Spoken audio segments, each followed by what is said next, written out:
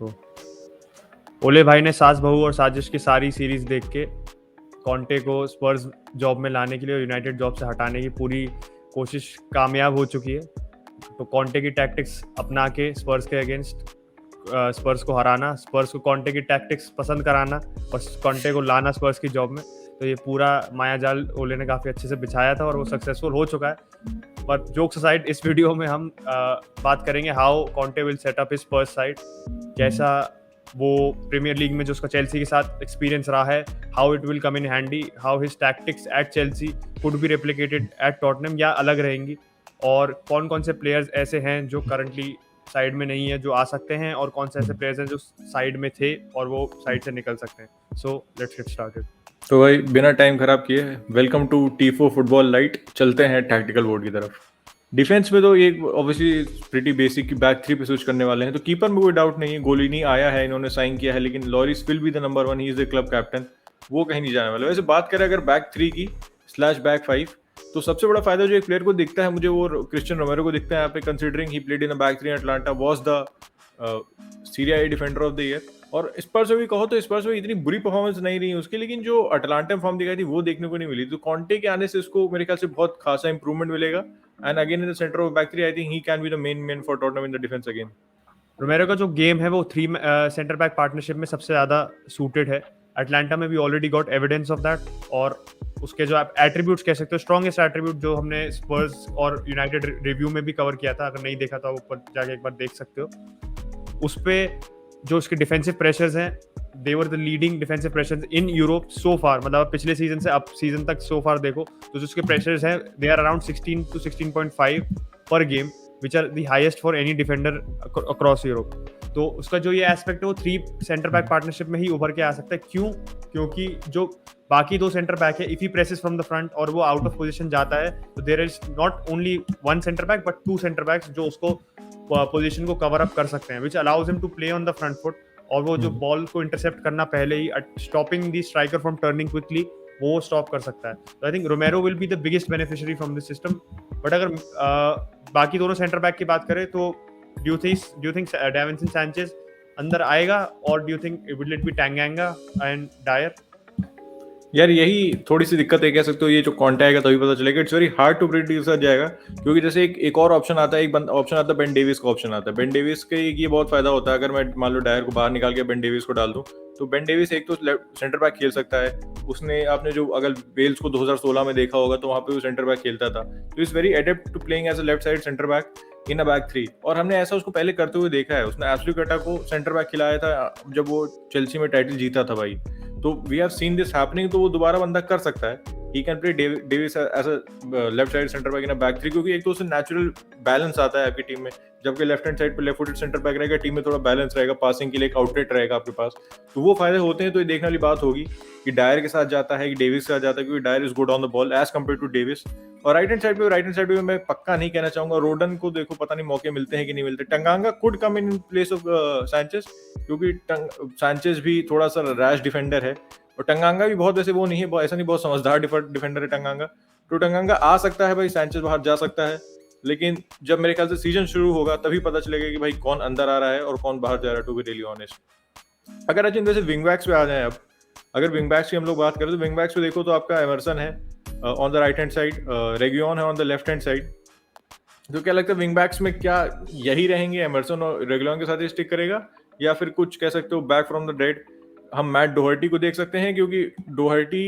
Played as a wing back in Wolves and वहां पे बहुत जबरदस्त है भाई वो विंग बैक के वाले रोल में। तो कह सकते हो डोहर्टी अंदर आ सकता है, एमरसन बाहर जा सकता है, या फिर कह सकते हो बिग मनी साइनिंग एमरसन के साथ स्टिक करेंगे ये लोग।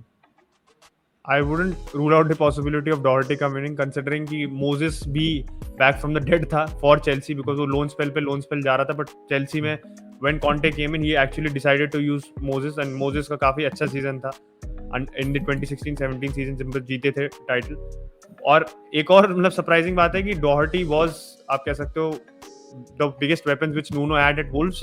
and Wolves से आके अब आप देख रहे हो कि they are going for a manager who is good with a back five या back three, जो भी कहना चाहो, and Nuno का आप कह सकते हो go to choice थी back three back five, and he didn't do that at Tottenham। तो ये भी कह सकते हो that was a reason why he sort of failed at Tottenham, because वो अपने जो रूट्स हैं उससे स्टिक नहीं किया. He decided to play more attacking या मोर, आप कह सकते हो, he went with expensive brand of the, football कह सकते हो. हाँ, एक्सपेंसिव ब्रांड ऑफ फुटबॉल खेलना चाहता था. वो क्लब की जो कह सकते हो जो एक्सपेक्टेशन थी उससे अपनी फिलोसफी को ऊपर रख रहा था. तो ये बात है. But in terms of full backs देखो तो I think Royal, Emerson Royal does really fit the bill from the right side, क्योंकि वो स्पीड प्रोवाइड करता है, वो विंग बैक खेल सकता है अच्छे से. एंड आई थिंक वो डॉहर्टी के साथ ये थोड़ा वो रिजिड है, he is not that mobile going forward and backward. तो उसका attacking game is better, but defensively हमने देखा था under Mourinho as well, he was not flourishing when he was playing in the back four, और उसका defensive aspect of the game is not really up to the mark. Left में I don't think there is any issue. Davies को अगर वो if he decide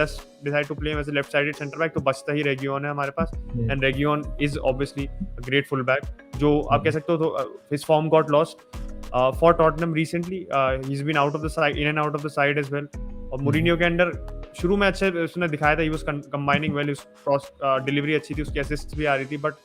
थोड़ा सा अब वो है कि उसका defensive side of the game got really exposed. I think कुछ गेम्स में तो I am not really able to recall the game जिसमें उसने क्लियरेंस करने की कोशिश करी थी, ऑन गोल मार दिया था. पिछले सीजन की बात है, तो वो मतलब नाइटमेयर सा हो रहा था उसके साथ, ये बात है. So I think he will come in definitely, क्योंकि फुल बैक आप जो विंग बैक देखो from the left side he is the strongest one, but on the right side देखते हैं I think it's going to be Emerson.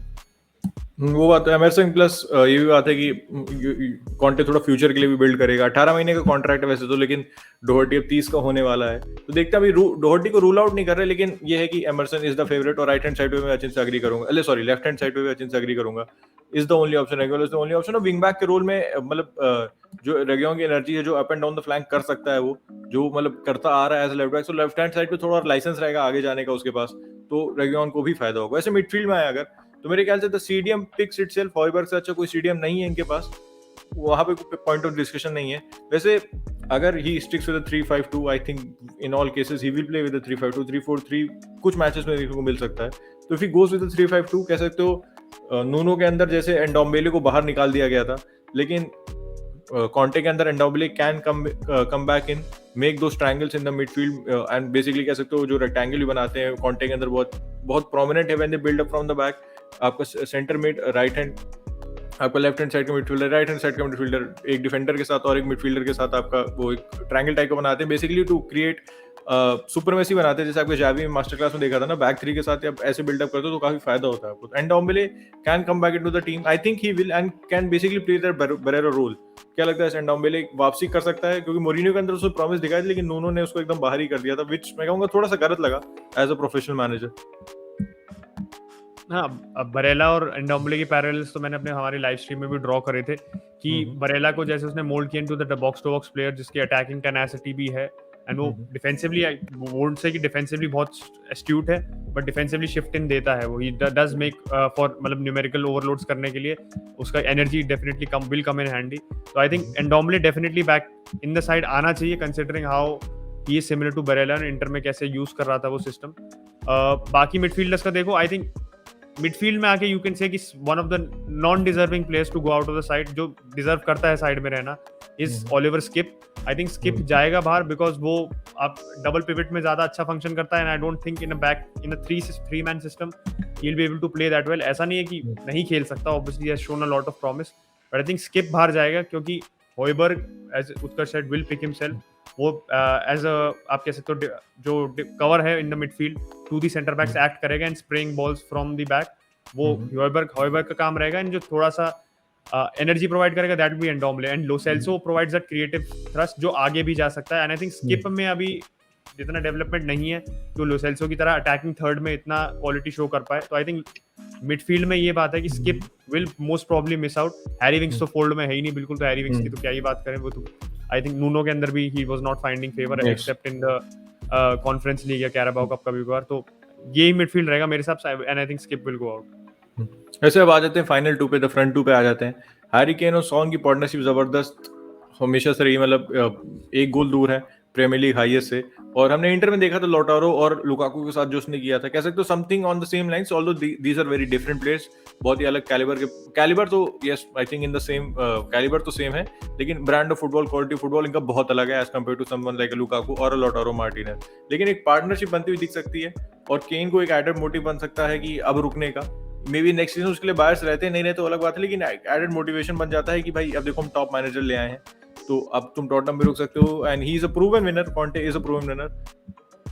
और बाकी player भी, हम अगर कॉन्टे आया है तो कॉन्टे साइनिंग्स डिमांड करेगा, तो एक प्रोजेक्ट बेच सकती है केन को if you wants to stay at Tottenham, क्योंकि कॉन्ट्रैक्ट उसका 6 साल का है, तो ऐसी कोई जल्दी नहीं कॉन्ट्रैक्ट रिन्यू करने की, उसको बस एक प्रोजेक्ट बेचना है।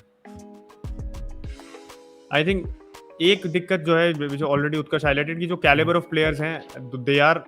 डिफरेंट, एंड प्रॉब्लम क्या है कि जैसे लुकाकू और लोटारो को आप एनालाइज करो अंडर कॉन्टे एट इंटर, तो लोटारो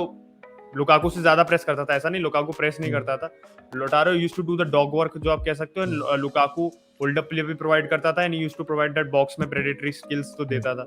बट दिक्कत क्या है स्पर्स में is that you would expect Kane to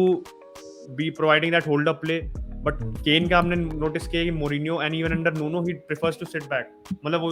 fall back and false line से थोड़ा ऑपरेट करना चाहता है, डीप खेलना चाहता है, and if Son is going, अगर आप सॉन को मेन स्ट्राइकर बनाना चाहोगे तो होल्ड अप प्ले सॉन का भी you won't say that's his strength right now, खेला भी नहीं सेंटर फॉरवर्ड रोल में इतना, तो ये जो लुकाकू को रेप्लिकेट कर नहीं सकता Son I would say, and अगर नेचुरली जो आप एक्सपेक्ट करते हैं कि Lukaku will be Kane and Lautaro will be Son, but उल्टा है actually, Kane is actually going to be doing Lotaro's role because he's falling deep, and Lukaku का जो काम करेगा वो Son करेगा, तो थोड़ा सा मिसमैच है in terms of what he deployed. Obviously Conte हमसे बहुत ज्यादा अक्लमंद है इस मामले में, he'll obviously tweak the system in the way जिसमें वो hold up play will be able to capitalize on the hold up play from Kane while allowing him to create as well. तो ये थोड़ी बात है, let's see how Conte tackles this, and क्या मतलब जो बाकी के विंगर हैं उनको भी कभी फ्रंट टू में वो यूज करेगा, लाइक लूकस, लाइक बर्गवाइन, उनका क्या स्पेस बनता है स्क्वाड में। एक और ये मतलब बहुत एरिया ऑफ कंसर्न है कि जैसे बर्न वाइट की बात की तुम, लुकास मोरा की बात की, डेली एली की जैसे बात की तुमने, मेरे ख्याल से डेली एली का तो Tottenham career to be real honest खत्म है, क्योंकि कॉन्टे के साथ आपको ये पता है कि अगर कोई बंदा उसके लिए नहीं खेल रहा है, अगर वो 100% नहीं दे रहा है तो कभी टीम में नहीं आएगा, irrespective of the quality for Lionel Messi, Cristiano Ronaldo, लेकिन कॉन्टे आपका मैनेजर है और आप 100% नहीं दे रहे हो, मतलब 100% क्या basically what he wants from you, अगर वो अब नहीं कर रहे हो तो आप टीम में नहीं आ रहे हो। और डेली एली की जिस हिसाब से एंटिक्स है, जिस हिसाब से उसका कह सकते हो एक लेजी, उसके क्या कहते हैं ट्रेनिंग में बहुत लेजी ट्रेनर है वो, जो जैसे डॉक्यूमेंट्री में आया था मोरिनियो ने कहा था, तो मेरे ख्याल से डेली एली का तो कह सकते हो स्पर्स में रोल बहुत ही लिमिटेड रहेगा अंडर कॉन्टे, जिस हिसाब से उसका बिहेवियर वगैरह है। बाकी बात करें तो बर्वाइन और लुकास मोरा का I really don't know, Lucas Moura को तो फिर भी I think he will get chances, बर्नवाइल के लिए I am not really sure क्योंकि उसकी फॉर्म भी इतनी खास नहीं है, तो देखते हैं क्या होता है, बहुत इंटरेस्टिंग होने वाला है। चेल्सी वाली टीम से अगर थोड़ी सी बात करें कॉन्टे की, क्योंकि वो that was the last Premier League team he manage and the only Premier League team he manage, Inter को इतना मैंने देखा नहीं तो उस पर मैं जबरदस्ती एक्सपर्ट नहीं बनूंगा, लेकिन चेल्सी को काफी देखा था। तो चेल्सी में 3-4-3 था, लेकिन जैसे मैंने पहले भी कहा है कि चेल्सी में जो 3-4-3 था वो बीच में दो थे उनके बीच में, जो भाई मैटिच और कांटे थे, वो बंदे 3 का काम करते थे, उसके अलावा उसने किसी भी क्लब में 3-4-3 नहीं डिप्लॉय किया है, इसलिए मैं कह रहा हूँ टॉटनहम में भी नहीं डिप्लॉय करेगा। वैसे अगर फॉर्मेशन को छोड़ दो उसके अलावा कुछ पैरेलल ड्रॉ कर सकते हो इस चेल्सी की उस टीम में and this Tottenham team. Biggest difference तो उत्कर्ष ने ऑलरेडी पॉइंट आउट कर दिया कि 2 man midfield instead of 3 man midfield, and defensively shape देखो, आई थिंक जो बैक 3 या 5 आप जो भी कहना चाहते हो इंक्लूडिंग द विंग बैक्स, वो तो सिमिलर रहेगा, और बस आगे के अटैकिंग फॉरवर्ड्स में ये है कि एट चेल्सी जो उसका सिस्टम था that was Hazard, Pedro and Diego Costa in the middle, but at Spurs वो विंगर वाला system, if he does decide to go with the same approach he went for Inter, we can't definitely rule out कि वो 3-4-3 भी deploy कर सकता है, he could play Hojbjerg and Ndombele only, but ये है कि फिर वो